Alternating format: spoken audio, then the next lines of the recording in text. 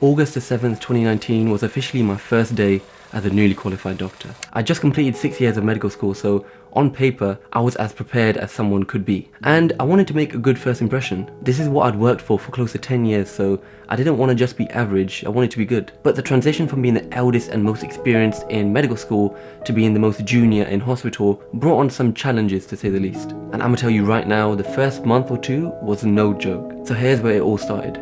My first rotation was on a super busy medical ward, so I was really thrown into the deep end. And the rota was notoriously difficult, particularly for like the new juniors who had just started. It was like my mind and body couldn't mentally or physically keep up with the total work. I'd get home and some days I would literally knock out until the next day. Even as a medical student, a 9 to 5 wasn't as draining because nothing was actually your responsibility, but then everything changed overnight. There were just so many logistical factors in the hospital that I had to learn from scratch, like where to go for places, where to get certain jobs done, or which teams were available and when. It did create some stress just because it took a lot of time to understand it all. So even with all the knowledge that we've built up over the 6 or so years at medical school, a lot of the basic tasks or even complex tasks as a junior doctor don't actually involve you using that same knowledge. It's mainly a lot of common sense, communication skills, knowing how to work within your team and with other teams, pattern recognition, and knowing how to use a super slow computer.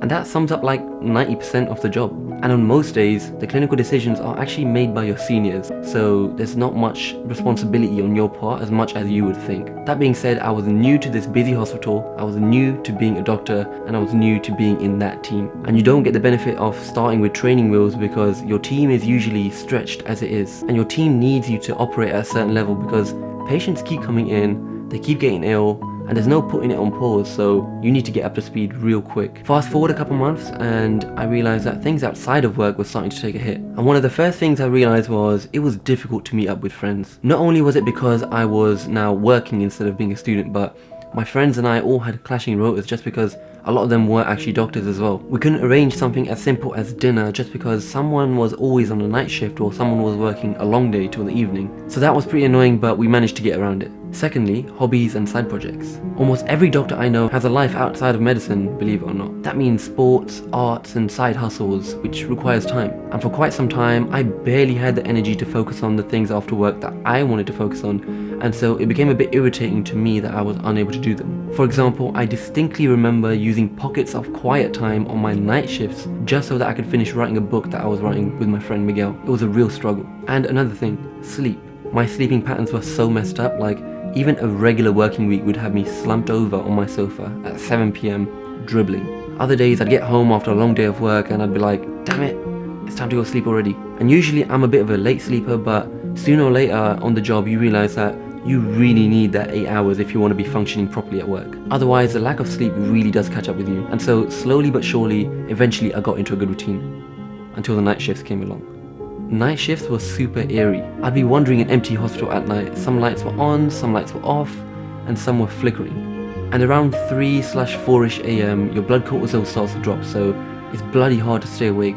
Sometimes I literally felt like a zombie. And I'm holding this bleep, right, which is like something that goes off every now and again, usually by nurses who need me to go and review a patient or prescribe something, etc. And occasionally a medical emergency call where you literally have to drop everything you're doing and just run straight there. And I've got some pretty crazy stories about what went down on some of these night shifts. Some of them are like straight out of a horror movie. But I'm unsure how much of that I can actually share on YouTube, so I'll actually just save that for another day. Anyway, some nights I'm running around non-stop. And remember, there's a lot less doctors working at night. So the ones who are working are covering a lot more wards and patients than they would be during the day. But luckily for most patients, they're actually sleeping at this time, so they don't actually need much attention overnight. But if 3 people or so get super unwell within the space of minutes, we've got to handle it. Pretty crazy. Anyways, after 4 months, I moved on to pediatrics. And if we didn't have enough obstacles to overcome as new junior doctors as it was, then we had a pandemic.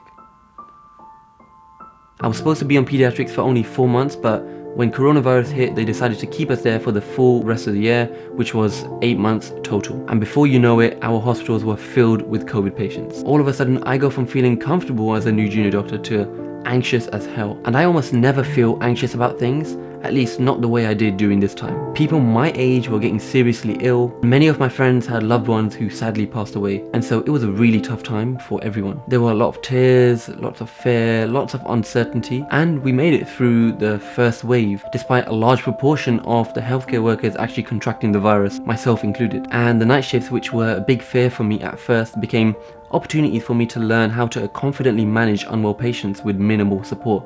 And I ended up really enjoying them at the end. Even on the stressful days, I genuinely enjoyed the opportunity to push my brain into learning new things, overcoming difficult challenges, especially under time constraint. I became a lot more confident in my abilities as a doctor. I made a ton of new friends and built several work families that I get to see every day. And strangely enough, I've been able to grow outside of work too. In November, I co-authored my first ever book, the one I'd been working on during the night shifts. I created my own weekly blog/newsletter, which I've been able to do without fail for the last 7 months. And I made this YouTube channel, something that reignited my passion for creating that sort of fizzled out a long time ago. So from a first-hand experience, me and my friends have overcome a lot of difficult situations and times and come out on the other side with a lot of personal growth and gratitude. And I saw a side to the healthcare which I'd never seen before, and ultimately it just made me appreciate how special this career really is. So if you want to know the truth about whether or not I have any regrets about choosing to be a doctor, I don't have a single one.